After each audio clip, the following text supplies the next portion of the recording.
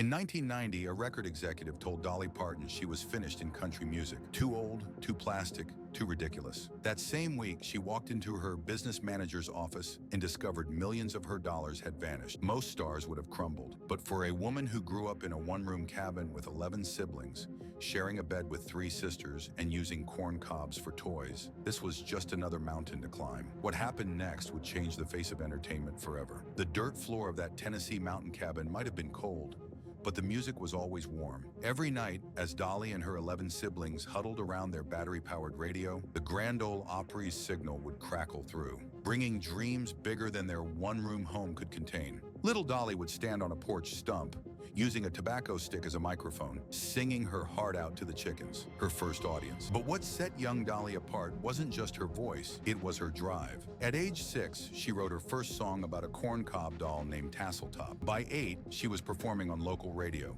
Her Uncle Bill had seen something special in his niece and got her a spot on the Cass Walker Show. While other kids worried about homework, 10-year-old Dolly was already earning money as a regular performer. That determination came from watching her father, Robert Lee Parton, work multiple jobs while being unable to read or write. He'd pay his bills by recognizing which symbol matched another, a secret shame that would later inspire Dolly to revolutionize childhood literacy. But in those early days, every spare penny went to something more immediate: bus tickets to Nashville. At 15, the day after her high school graduation, Dolly stepped off a bus in Music City. The rhinestones she'd sewn onto her homemade dress caught the neon lights of Lower Broadway, where she'd soon learn that talent was common as copper and dreams often tarnished fast. Record executives would laugh at her appearance, calling her a mountain hick. One even suggested she go back to East Tennessee and marry a farmer. Instead, she got a job at a local radio station, met her future husband, Carl Dean, at the wishy-washy laundromat, and kept writing songs, hundreds of them. Her break came when Skeeter Davis recorded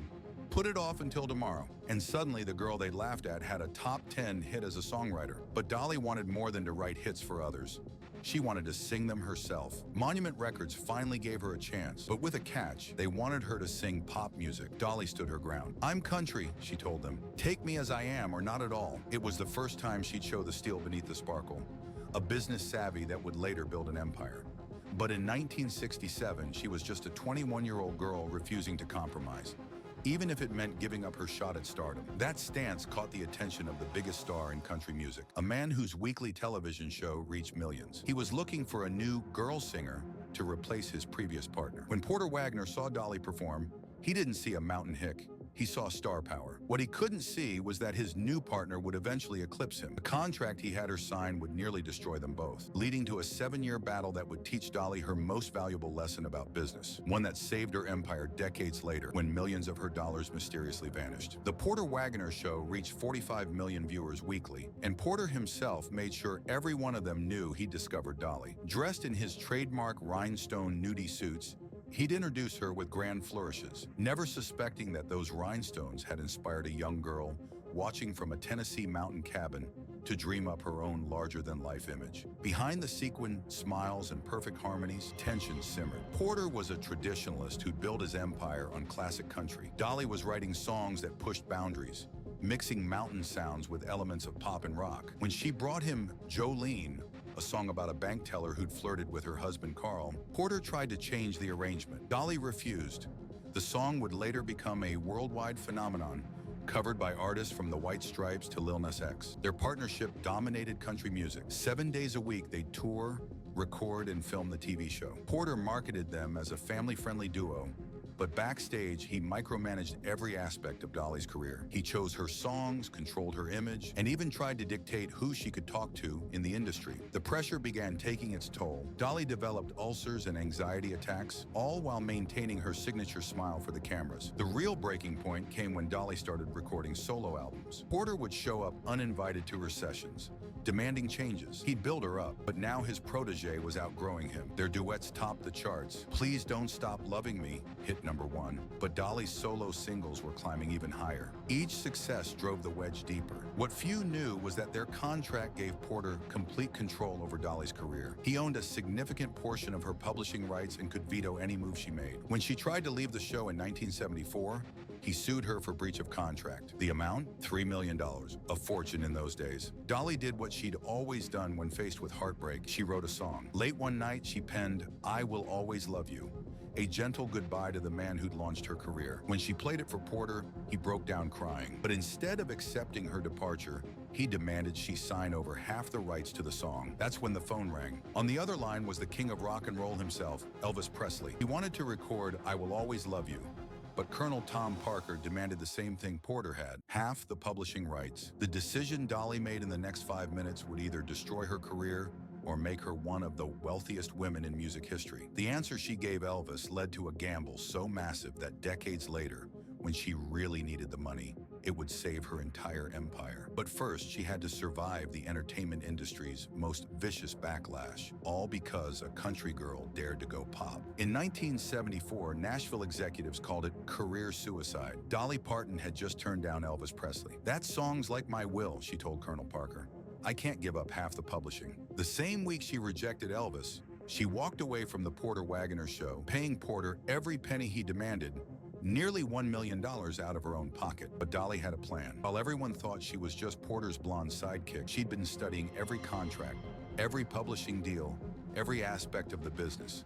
She'd watched Porter's iron grip on his empire and learned that true power in entertainment wasn't just about hits, it was about ownership. She started her own publishing company, Velvet Apple Music, ensuring she'd never again share her songwriting profits. The country music establishment turned their backs, calling her ungrateful. Radio stations threatened to stop playing her music. That's when Dolly made her boldest move yet. She called Hollywood. "I'm not leaving country music," she told her critics. "I'm taking it with me." Her manager nearly quit when she announced her next project, a pop album produced by Los Angeles hitmaker Gary Klein. "Here You Come Again" exploded onto the charts in 1977. It wasn't just a country hit, it was a pop phenomenon, spending 5 weeks at #1. The production was slick, but Dolly's mountain twang remained unmistakable. She proved you didn't have to choose between rhinestones and respect. More importantly, she owned every note. CBS came calling with an offer to host her own variety show. The budget they proposed was massive, but Dolly had learned from Porter's show. She demanded complete creative control and ownership of the masters. When they hesitated, she walked. ABC doubled the offer the next day, adding film options to sweeten the deal. 9 to 5 changed everything. Jane Fonda had seen Dolly on The Tonight Show and knew she was more than just a country singer. The role of Dorothy Rhodes was written specifically for her, but the studio worried about casting a hillbilly singer in a major film. Dolly's response? She wrote the theme song during filming, tapping her acrylic nails together to create the typewriter sound that opens the track. The song earned her an Academy Award nomination and became an anthem for working women everywhere. By 1980, Dolly Parton wasn't just a singer or actress, she was a brand. Companies offered millions for endorsement deals, but she turned them down. "I've got bigger dreams," she told her advisors. Back in Tennessee, she'd been watching how Walt Disney built his empire, starting with a mouse and a dream. Dolly had her own dream, and it involved a struggling theme park in the Smoky Mountains, just miles from that one-room cabin where she grew up. What she didn't know was that her biggest business gamble would coincide with the darkest period of her life. The same skills that helped her break free from Porter Wagoner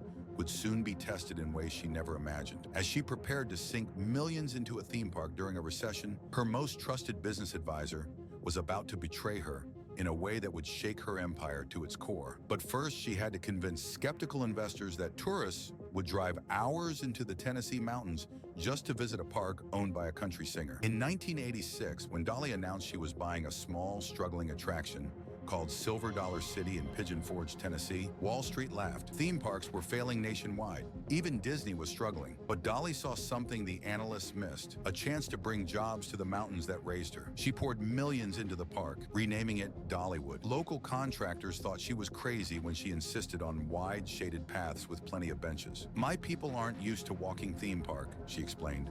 "They need places to rest." She demanded the food be authentic mountain cooking, the kind her mama used to make. When advisors suggested cutting costs on entertainment, she doubled the music budget instead. Her business model broke every rule. While other parks charged extra for shows, Dollywood included crafting demonstrations, musical performances, and even a full-scale replica of Dolly's childhood cabin. She hired locals, making Dollywood the region's largest employer. But her most controversial decision came when she offered to pay college tuition for any employee who wanted to further their education. The park turned a profit in its first season. By year 3, it was outperforming every regional theme park in America. Dolly didn't stop there. She launched Sandollar Productions, giving unknown filmmakers chances that Hollywood wouldn't. Their first major hit, Buffy the Vampire Slayer, both the film and the TV series that followed. While other celebrities licensed their names for quick profits, Dolly built businesses that created lasting value. She launched a television production arm, developing shows that highlighted mountain culture and music. When a major studio wanted to buy her production company,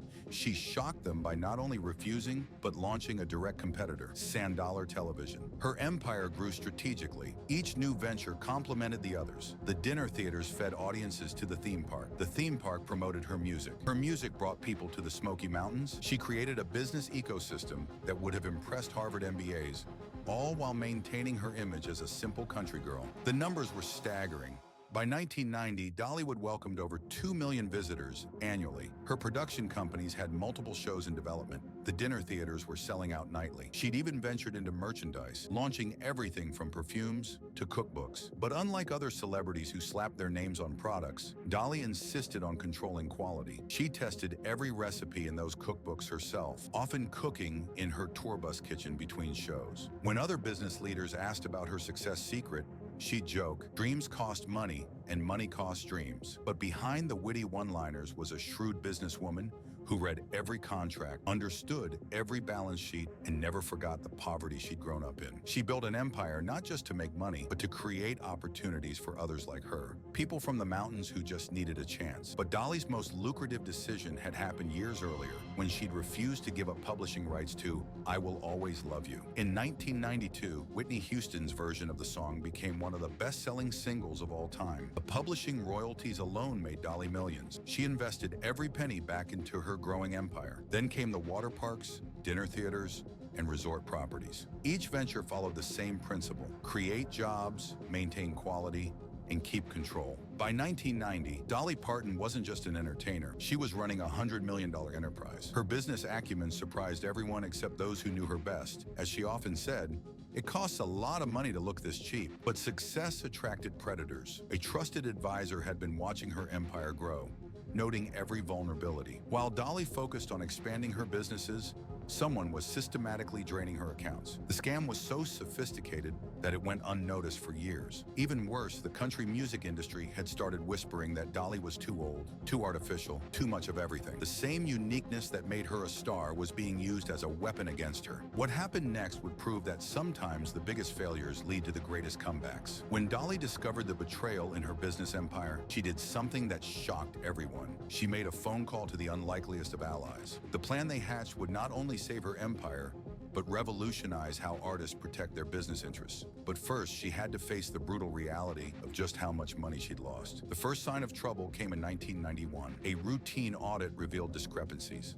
Small at first, a few thousand here, a few thousand there. But as accountants dug deeper, the numbers grew staggering. Millions had vanished through a complex web of fake companies and forged signatures. The mastermind? Her own business manager, a man she trusted for decades. While dealing with this betrayal, Nashville was turning its back on her. Too old, too plastic, too cartoonish, industry executives whispered. Radio stations stopped playing her new releases. The same look that made her an icon was now being used against her. Young country stars joked about her wigs and rhinestones on late-night television. Even Dollywood's attendance dropped during the recession, forcing her to dig into personal savings to keep employees on payroll. Press was brutal. Headlines questioned everything: her relevance, her appearance, her business acumen. Entertainment Weekly called her a relic of country's past. When she released Eagle When She Flies in 1991, major retailers relegated it to bargain bins within weeks. The album that cost nearly $1 million to produce sold barely 100,000 copies. Tour dates were canceled due to poor ticket sales. Late-night comedians made her their favorite punchline, mocking everything from her accent to her figure. The financial betrayal cut deeper than any industry rejection. The scheme had been masterful. Her business manager had created dummy corporations, that looked legitimate on paper. He'd forged her signature on documents, redirecting profits from her publishing empire into offshore accounts. He'd even convinced other employees to unknowingly participate, making them sign documents they thought were routine paperwork. By the time forensic accountants unraveled the full scope, nearly $20 million had disappeared. The betrayal affected every aspect of her empire. Dollywood's expansion plans were frozen. Film projects were put on hold. Her dinner theaters struggled to meet payroll. The same week she learned about the missing millions,